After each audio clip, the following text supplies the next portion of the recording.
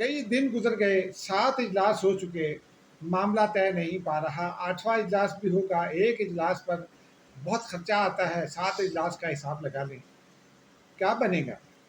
یہ طے نہیں پا رہا کہ سپریم کورٹ کے فیصلے پر عمل درآمد کرنا ہے یا نہیں۔ الیکشن کمیشن تقسیم ہو گیا، آئینی ترمیم کا معاملہ بھی فی الحال لٹکا ہوا ہے۔ نون لیگ بھی کوشش کر رہی ہے، درپردہ رابطوں کی کوشش کر رہی ہے، پیپلز پارٹی بھی تیار ہے، لیکن عمران خان تو بات ہی نہیں کرنا چاہتے، بلکہ انہوں نے تو علی امین گنڈا پور کو بھی روک دیا ہے کہ بات نہیں کرنی، خبردار۔ اسی پر ناظرین آج بات کریں گے۔ السلام علیکم، میں اعجاز احمد ہوں، آپ میرا ولاگ دیکھ رہے ہیں نیوز پر۔ ناظرین، گزشتہ روز علی امین گنڈا پور کی جو ملاقات ہوئی اس کے حوالے سے آج ہم نے عمران خان سے سوال کیا، اور انہوں نے بہت کنفیوز ہو کر کچھ یہ جواب دیا، اور انہوں نے کہا وہ رات کو پرمیشن ملی تھی تو وہ صبح وہاں پہنچا، لیکن خبر یہ ہے کہ انہوں نے علی امین گنڈا پور کی کلاس لی اور ان کو کہا کہ خبردار اسٹیبلشمنٹ سے کوئی رابطہ نہیں، اور انہوں نے کہا اسٹیبلشمنٹ سے اگر وہ مذاکرات کر رہے ہیں تو بند کر دیں۔ یہ خبر ہے، پی ٹی آئی کے سرکل سے یہ خبر آئی ہے۔ اور دوسری جانب پی ٹی آئی کے جو سیکریٹری اطلاعات ہیں اب تک کے، رؤف حسن، وہ یہ فرماتے ہیں کہ پارٹی پالیسی یہ ہے کہ اسٹیبلشمنٹ ہمیں انگیج کرے گی، ہم اسٹیبلشمنٹ کو انگیج کریں گے۔ اب پارٹی پالیسی تو وہ ہے جو عمران خان کہتے ہیں، رؤف حسن تو نہیں کہہ سکتے پارٹی پالیسی کیا ہے، لیکن عمران خان یہ کہتے ہیں کہ حکومت سپریم کورٹ پر حملے کر رہی ہے چونکہ وہ مجھے گرفتار کرنا چاہتے ہیں۔ عاصم منیر کو ایک بار پھر، جنرل عاصم منیر کو ایک بار پھر عمران خان تنقید کا نشانہ بنا رہے ہیں۔ وہ کہہ رہے ہیں کہ جی 3 امپائر ہیں، امپائر، اور وہ تھرڈ امپائر کا نام نہیں بتاتے۔ وہ کہتے ہیں وہ تھرڈ امپائر کپتان بھی ہے ان کی ٹیم کا، تھرڈ امپائر کیسے کپتان ہو سکتا ہے؟ لیکن وہ کہتے ہیں کہ جی یہ سارے ان کی کوشش ہے کہ مجھے اندر کر دیں، میری پارٹی کو ختم کر دیں۔ اور وہ میں نے ان سے بارہا پوچھا کہ تھرڈ امپائر کون ہے، کو ہمیں بھی آگاہ کیجیے۔ وہ کہتے ہیں آپ پہ تلاش کر لو۔ لیکن اس درمیان میں آج الیکشن کمیشن کا اجلاس ہوا، آج 7واں اجلاس تھا، اور یہ 7واں اجلاس تھا۔ یہ جو پروسیجر ایکٹ کے حوالے سے، پریکٹس اینڈ پروسیجر ایکٹ کے حوالے سے جو فیصلہ آیا ہے، وہ 8 ججز کا مشہور زمانہ فیصلہ، جس میں کچھ ججز نے تو بہت کچھ کہہ دیا ہے، اور 2 ججز کو قابل گردن قرار دے کر ان کو آئین کی خلاف ورزی کا مرتکب قرار دیا ہے۔ جسٹس یحییٰ آفریدی نے ایک بڑا مارکۃ الآراء نوٹ لکھ کر اس پورے کیس کو اڑا دیا ہے، جس کی بنیاد پر فیصلہ دیا ہے ان 8 ججز میں سے 5 ججز نے، جس میں چیف مستقبل کے ممکنہ چیف جسٹس منصور علی شاہ صاحب بھی شامل ہیں، اور جسٹس مجیب اختر بھی شامل ہیں۔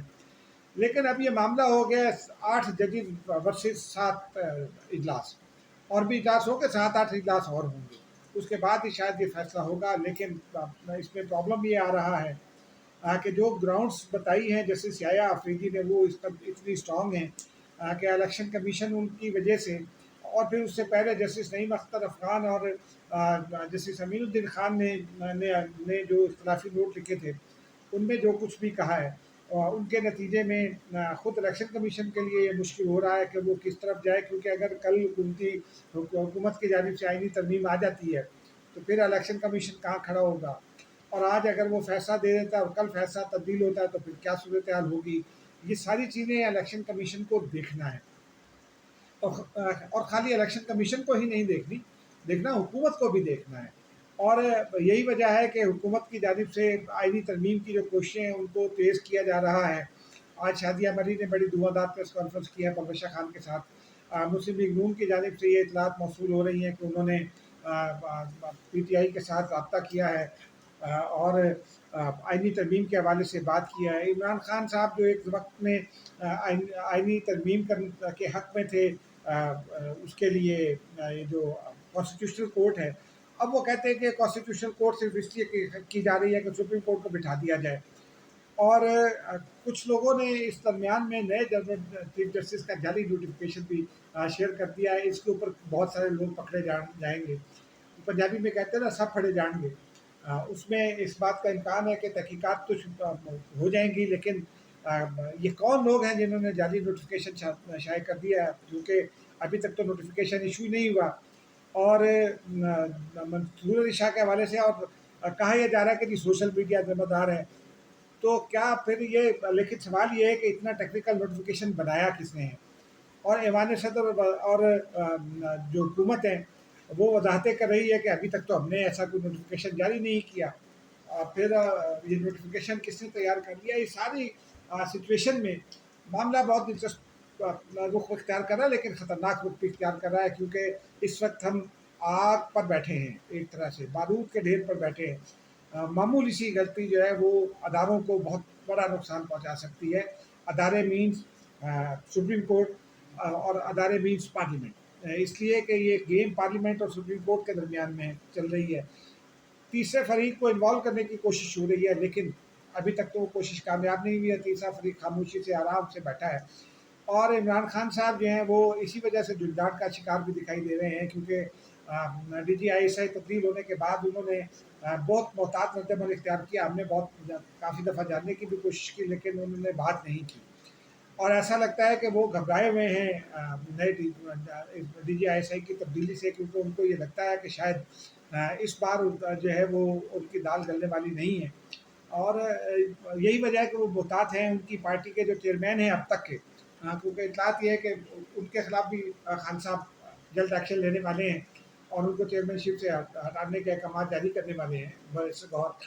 انہوں نے بھی یہ کہا ہے کہ ادارے کا اپنا معاملہ ہے اور ہم اس کے اوپر کوئی پالیسی بیان جاری نہیں کریں گے، ہم اس کے اوپر کوئی گفتگو نہیں کریں گے.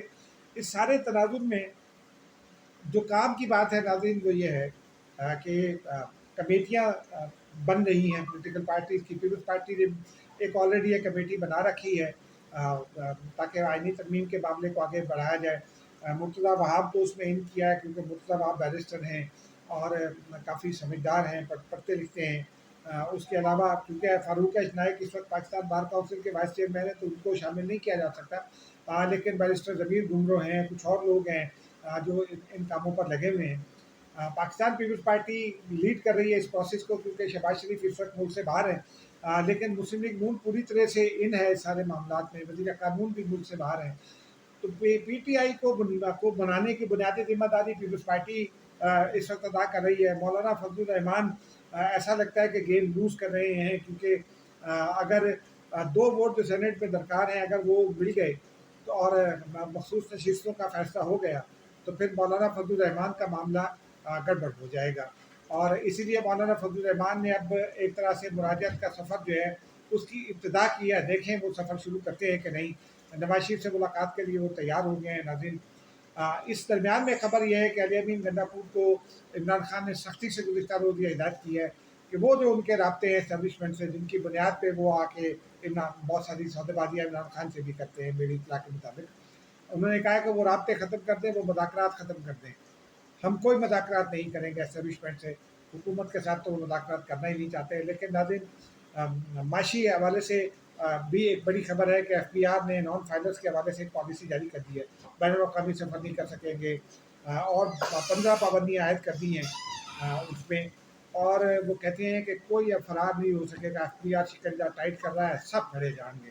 اب دیکھیے ایف بی آر اس پہ کیا کرتا ہے، لیکن اصل توجہ آئینی ترمیم پر ہی رکھیے، کیونکہ آئینی ترمیم کا اونٹ کسی کروٹ بیٹھے گا تو معیشت بھی کسی جو ہے وہ جو ہے وہ اپنا رخ اختیار کرے گی.